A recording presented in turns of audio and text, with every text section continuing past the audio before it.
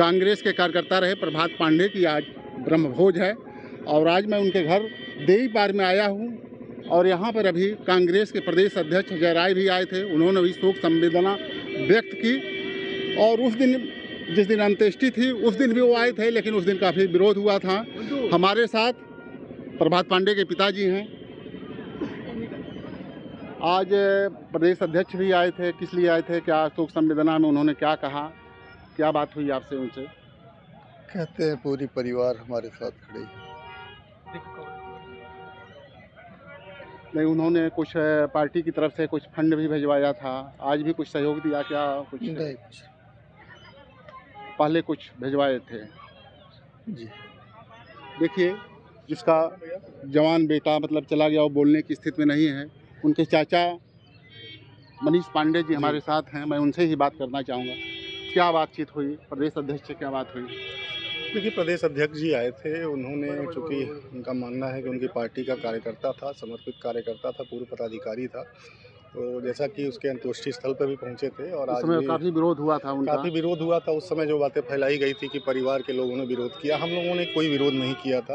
विरोध करने वाले कौन लोग थे? विरोध करने वाले अब मुझे लगता है कि उनके अपोजिट दल के कोई लोग रहे, जो भी लोग रहे हों, लेकिन हमारे परिवार की तरफ से कभी विरोध और प्रतिरोध नहीं किया गया। आज आए थे तो आज उन्होंने यहाँ पे आके जो परिवार के लोग हैं, उनके पिताजी हैं, उनको सांत्वना दी और उन्होंने कहा कि हर मुश्किल घड़ी में वो परिवार के साथ खड़े रहेंगे।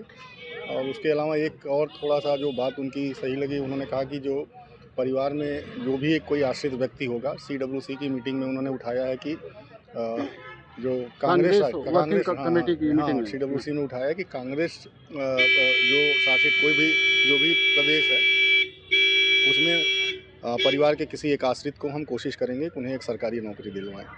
नहीं तो सरकारी नौकरी कैसे वो दिलवा पाएंगे? जिस कांग्रेस शासित प्रदेश में, उत्तर प्रदेश में उनकी सरकार नहीं है, कर्नाटक में है, हिमाचल में है। अच्छा, कहीं क्योंकि उन्होंने ये आश्वासन दिया है कि हम यहाँ पे कुछ नहीं कर सकते, यहाँ पे हम कुछ करने की स्थिति में नहीं है, लेकिन हमेशा परिवार के साथ खड़े रहेंगे। जो बहन की शादी वगैरह है, हाँ, उन्होंने लगातार इस बात को कहा है। देखिए, बाकी भविष्य के गर्त में है, क्या होगा कैसे होगा, लेकिन हाँ, इस मुश्किल वक्त में कम से कम आके वो परिवार के साथ खड़े हुए, तो हम लोग भी उन्हें धन्यवाद देंगे। क्योंकि बच्चा तो हमारा चला गया, बच्चे के जाने की अब जो भी वजह हो, क्योंकि अभी भी पुलिस रिपोर्ट में, पोस्टमार्टम रिपोर्ट में कुछ भी स्पष्ट नहीं आया कि उसकी आखिर मौत कैसे हुई।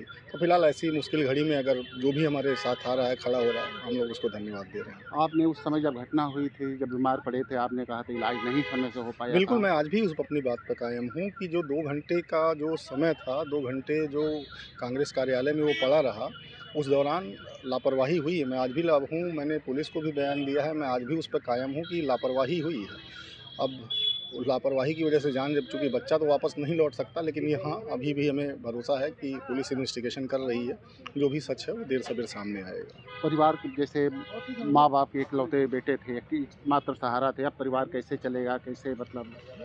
देखिए, अब तो हमें लोगों को करना है, बाकी भाई लोग हैं, हम लोग सारे लोग मिल के किसी तरह सहयोग करेंगे। चूँकि जवान बेटा जाना बहुत बड़ा आघात होता है किसी के लिए। हम लोग हैं, हम लोग मिलजुल के अपना, हम लोग संगठित होकर जैसे अपने एक साथ परिवार में रहते थे, हम रहते थे, करेंगे। लेकिन ये है कि एक बहुत बड़ी कमी, मतलब एक बहुत बड़ी कमी रहेगी जो जीवन भर अब उसको भर नहीं पाएगा। जी।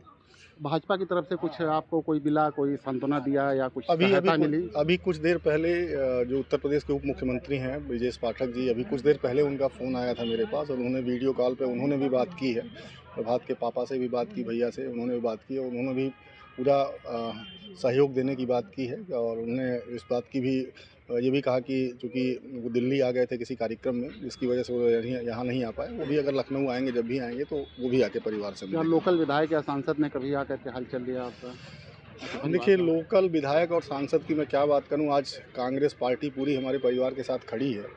लेकिन एक छोटा सा उदाहरण बता रहा हूं मैं कि 2009 में जब लोकसभा का चुनाव था, तो पहले ये हमारा गांव जो है वो बांसगांव संसदीय क्षेत्र में आता था और फिर परिसीमन बदला और तब ये गांव बदल के गोरखपुर सदर में आ गया।